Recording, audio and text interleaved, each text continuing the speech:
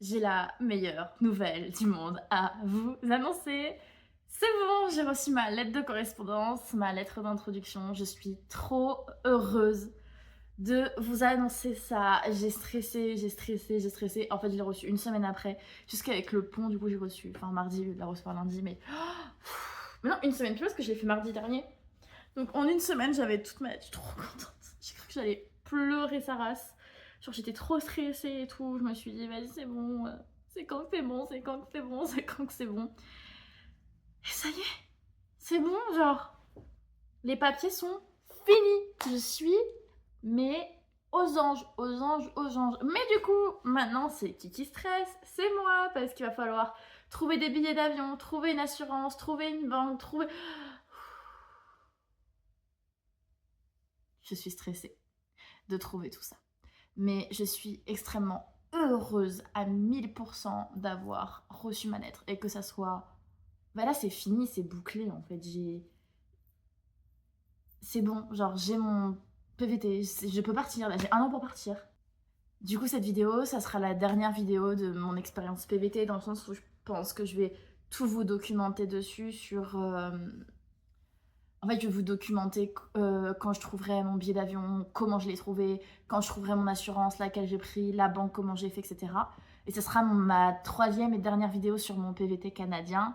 Et ensuite, on enchaînera sur la vidéo de mon expérience canadienne, plus mon PVT, mais mon expérience canadienne, qui sera du coup être fille au père sur l'île de Vancouver, mais ça sera une vidéo à part entière qui sortira et j'ai trop hâte. Que voilà, j'ai quand même un gros avantage, c'est que du coup avec mon projet je suis déjà logée, donc je n'ai pas de logement à avoir, ce qui est compliqué parce que du coup pour avoir un logement il faut avoir une banque, mais pour avoir une banque il faut avoir une adresse, donc pour avoir une adresse il faut avoir un logement.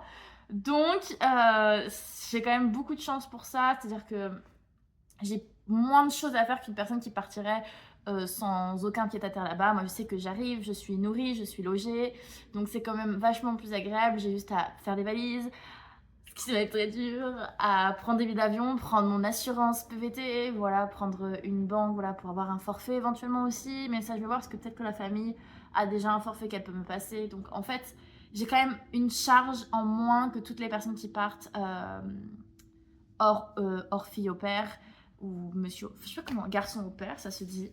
Donc voilà, c'est vrai que j'ai déjà commencé à regarder les billets d'avion et j'ai eu très peur. Et je sais qu'avec le site PVTiste, que je vous parle souvent parce que je pense que tout le monde utilise ce site, mais il y a des promos, mais en fait, c'est pas du tout des promos qui m'avantagent en partant de Bordeaux. C'est vrai que je pars pas de Paris et si je partais de Paris, ça serait plus simple. Donc il faut que je fasse plusieurs options parce qu'il y a genre, je sais pas, genre une dizaine d'options de vol, de voyage, avec des escales, etc. qui existent. Et donc, il faut que je me note toutes ces options et que je me fasse le pour et le contre de laquelle est la mieux et la plus intéressante financièrement aussi. Parce que quand j'ai commencé à avoir des billets sans bagage à 1000 balles, j'ai cru que j'allais sauter de la fenêtre. Voilà. Voilà, que je fasse le pour et le contre de toutes les options. De toute façon, quand j'aurai fait ça, je vous le dirai. Je vous ferai une autre petite vidéo pour vous expliquer laquelle j'ai choisi, pourquoi, comment, quand je vais commander, etc. C'est plein de choses. Il faut que j'arrive à faire step by step. Et, euh, et voilà, mais je suis trop contente. J'ai reçu ma lettre de correspondance. Donc, j'ai direct foncé sur le Facebook, le groupe Facebook PVT Canada. Et du coup, j'ai direct marqué tradition. Je fais enfin ma tradition. Du coup, on est dans mon inscription, mes données, mes tout et tout. Donc, je suis trop contente. Et waouh, ça y est, c'était déjà officiel, mais ça l'est encore plus parce que là, c'est bon, j'ai comme mon visa qui est déjà là, quoi. Donc, c'est trop bien. Ça y est, on est le 5 juin et... Non, le 6 juin. Et hier soir, j'ai pris mes billets d'avion Paris, Vancouver. J'ai eu très mal aux fesses, on va pas se mentir. Et je vais tout vous expliquer du coup, parce que du coup cet épisode est, comme je vous l'ai dit précédemment, mais moi je crois que ça fait un mois que je vous l'ai dit. En fait, j'ai cherché, j'ai comparé, j'ai regardé. Donc il y a les avantages avec le groupe PVTiste, mais moi ça m'amenait pas là où je voulais avec suffisamment de temps parce que bah, pour passer la douane, il faut prévoir au moins 3 heures. On peut passer en 20 minutes comme on peut passer en 4 heures. Et j'avais pas envie de louper mon vol d'après, donc du coup ça passait pas au niveau du temps de Paris, etc.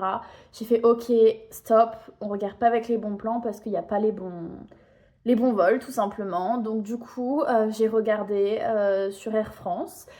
Et c'est une dinguerie parce que en fait le vol simple aller Paris-Vancouver à la date du 5 septembre 2024 était à 3000 € la place que j'ai prise. Un petit peu moins en économie, mais moi j'ai pris économie prestige parce que je voulais 2 valises. Et donc bref, et donc la même place, je vais vous dire au niveau des places, on s'en fiche la différence est la même pour tous, mais en gros c'était 3000 € le siège, juste pour faire un aller simple Paris-Vancouver le 5 septembre 2024 sur le même vol que je vais vous dire après, donc le vol qui part à 10h10 de Paris et qui arrive à 11h10 à Vancouver. Et j'ai regardé en simulant un aller-retour.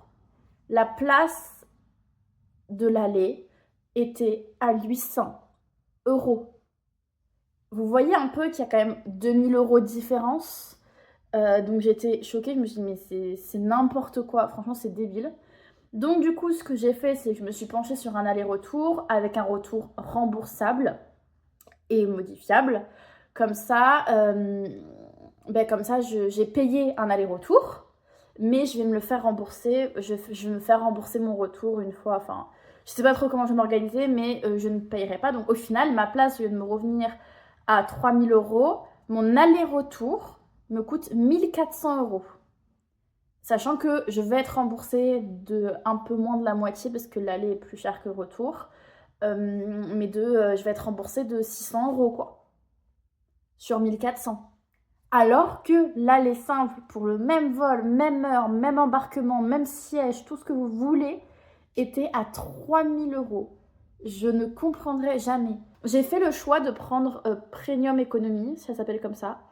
Parce que déjà je voulais 2 valises, mais je sais pas si en économie je pouvais pas rajouter un supplément bagage, je pense que c'était faisable, mais je l'ai pas fait, j'ai pris directement, et en plus les sièges sont plus confort, et c'est mon premier voyage en avion toute seule, et j'avais envie d'être secure, safe et tranquille. Je me suis dit vas-y Emma, tu rajoutes, c'était 200 € de plus. De toute façon en même temps j'aurais rajouté 2000 €, donc je préfère rajouter 200 € de plus pour avoir un peu de prestige, si on peut appeler ça comme ça, et avoir quelque chose de plutôt cool, simple, avec un accès même à l'embarquement, du coup l'accès est plus simple aussi. Après il n'y a pas grand chose qui change de l'économie franchement, sauf si je m'étais mis en business, mais là en business c'est 4000 fois le prix quoi, et c'était pas mon but. Mais en gros au lieu d'avoir 3 sièges côte à côte, vous en avez que 2, donc c'est un tout petit peu plus grand. Et il y a la possibilité de passer en priorité sur certaines files pour l'embarquement, mais ça en soi, bon, voilà. Et j'ai pu sélectionner mon siège, etc. Donc je suis contente. Donc le billet est pris, mon départ est officiel, c'est le 5 septembre 2024. Il faut savoir que du coup, moi je suis à Bordeaux, donc je vais prendre un Blablabus qui va m'amener à Paris de nuit. Ça va être dur. Je vais partir de Bordeaux aux alentours de 21h, donc ça m'a coûté 40 € en plus, parce que j'ai payé un bagage en plus. De base c'est 36 €, mais j'ai payé un bagage en plus, et j'ai payé l'assurance au cas où il y a vraiment un gros problème, que je puisse pas et tout. Enfin, je préférais prendre l'assurance que de perdre mes 40 €. Du coup, l'assurance était à 3 € et 3 € de plus pour le bagage, parce que du coup, il y avait qu'un seul bagage en soute, en dessous du car, quoi.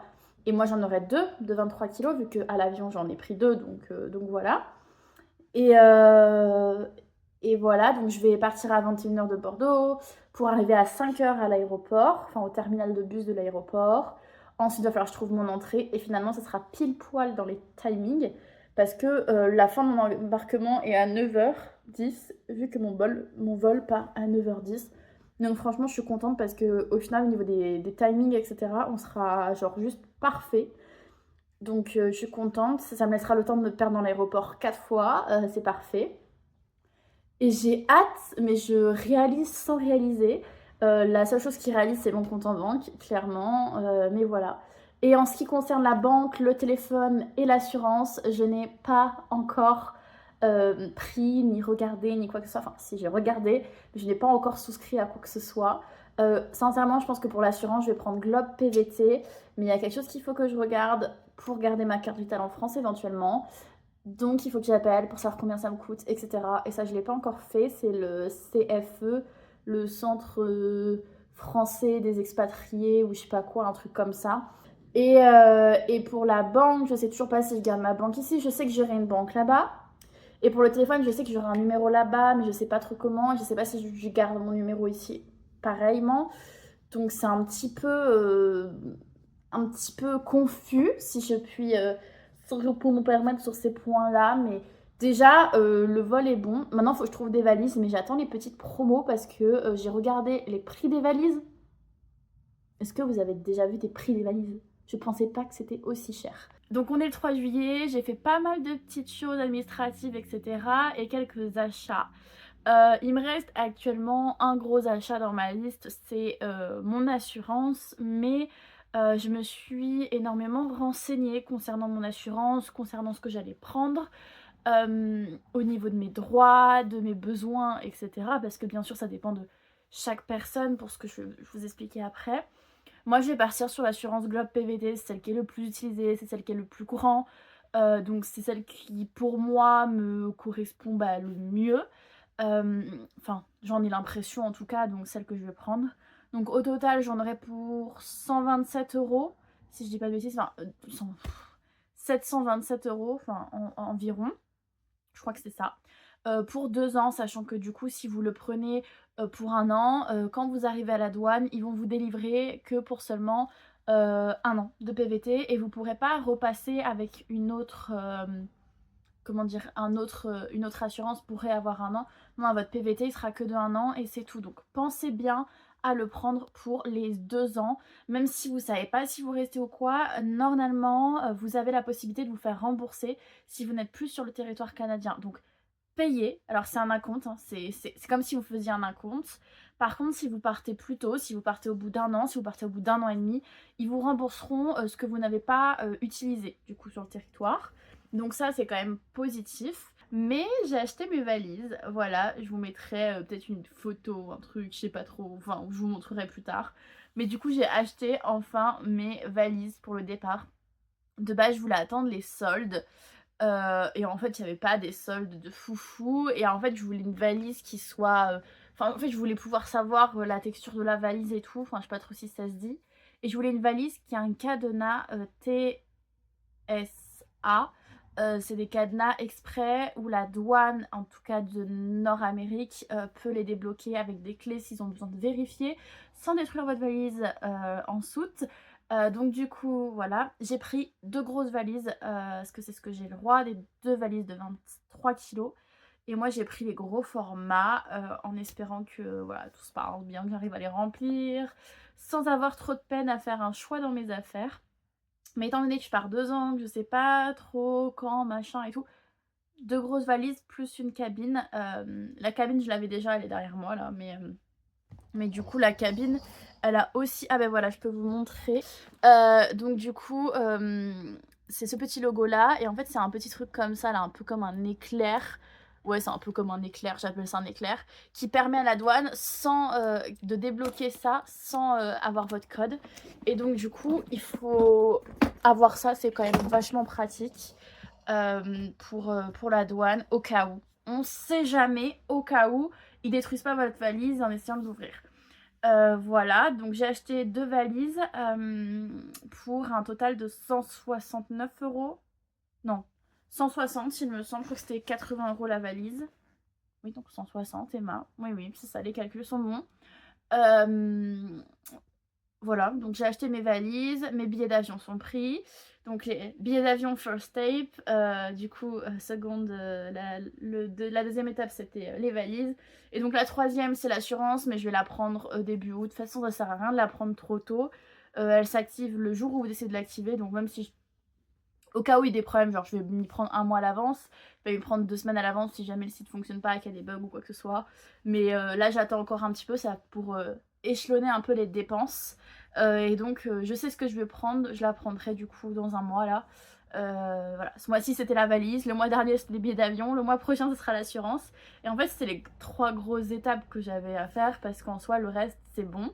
Je pense que cette vidéo du coup elle va se terminer parce que je vais pas vous reprendre quand j'aurai acheté mon assurance. Je vous ai dit ce que j'allais prendre de toute manière, donc je sais très bien que je prendrai celle-ci, sauf problème. Du coup, c'était la 3e et dernière étape de ma préparation au départ de mon PVT canadien. C'est trop bizarre d'avoir fini toutes les étapes parce qu'en vrai, là, il me reste... Ou alors j'ai oublié quelque chose de super important et je vais m'en vouloir quand je vais m'en rendre compte. Mais en fait, j'ai tout, j'ai mes billets d'avion, j'ai mes valises, j'ai l'impression d'avoir oublié quelque chose, c'est grave, hein. C'est grave quand même. Coucou, c'est la Emma du montage. Je vous prends rapidement parce que je me suis rendu compte que je vous avais pas redit sur ma dernière vidéo qui datait du 3 mai. On est le 23, donc il y a 20 jours déjà. Je suis un peu longue à faire le montage, ne m'en voulez pas.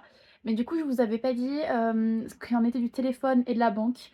La banque, ma famille m'en fournit une carte là-bas, donc j'ai rien à gérer. J'ai énormément de chance. Et moi, je garde ma banque française pour le moment en tout cas, avec un petit changement dans mon forfait pour pouvoir ne pas avoir de frais quand je paye à l'étranger, mais ça va me permettre d'avoir une sécurité quand j'arrive là-bas directement et de pouvoir séparer mes sous canadiens de mes sous français tout en gardant tout ça. Et pour le forfait téléphonique, j'ai également énormément de chance parce que la famille m'en fournit un. Mais j'ai quand même beaucoup d'applications, de trucs, les impôts et tout qui fonctionnent avec mon numéro de téléphone. Donc j'ai envie de le garder.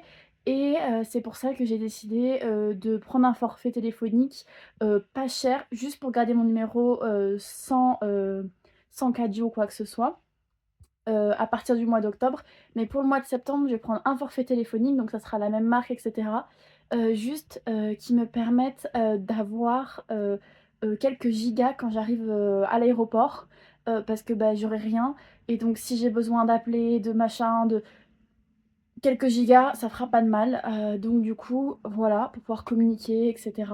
Si jamais il m'arrive quelque chose ou qu'il y a un problème ou je ne sais quoi, donc à utiliser sur ce canadien. Et ensuite ce forfait-là, je vais le baisser. Et du coup, je prends une eSIM pour pouvoir, parce que j'ai qu'une place dans mon téléphone, donc une eSIM française. Et parce que là-bas, je sais que j'aurai une SIM physique, donc qui se met dans le téléphone. Donc pour pouvoir garder les deux continuellement. Et je vous ai pas trop parlé de ce que j'allais mettre dans ma valise, etc. Donc je pense que je ferai peut-être une vidéo quand je préparais ma valise, etc. Parce qu'il y a plein de choses que j'ai commandées, achetées exprès, etc. Donc je dis beaucoup, etc. Mais voilà, je vais vous laisser avec la fin de la première vidéo où je papote beaucoup, mais j'oublie plein de choses. Mais voilà, c'est tout ce que j'ai à vous dire de plus. Je vous retrouverai du coup pour une vidéo départ au Canada, pour activer mon PVT, etc. J'ai hâte, je suis stressée, c'est dans 2 mois, c'est hyper long. En fait, c'est ce que je disais l'autre jour, je me disais mais en fait c'est horrible. J'aurais aimé partir demain quoi. Et en même temps il faut du temps pour faire les papiers, mais pas tant que ça. Enfin, pas tant que ça, j'ai envie de vous dire, on est en juillet. Et ça a commencé quoi? J'ai reçu ma proposition en avril. Donc avril, mai, juin, ouais, 4 mois on va dire. Il faut 4 mois pour tout préparer, même pas 3 mois. Mais là, attendre encore 2 mois, même si le temps passe vite, je sens qu'à la fin ça va passer très doucement et que ça va être très dur pour moi d'attendre. Donc voilà. Je vous dis à très vite pour une prochaine vidéo. J'espère que cette vidéo, avec comme j'ai tout ce que j'aurais pu donner comme info, j'espère que ça n'aura pas été très brouillon, que vous aurez pu comprendre un maximum de choses. Mais voilà, et je vous dis à très vite.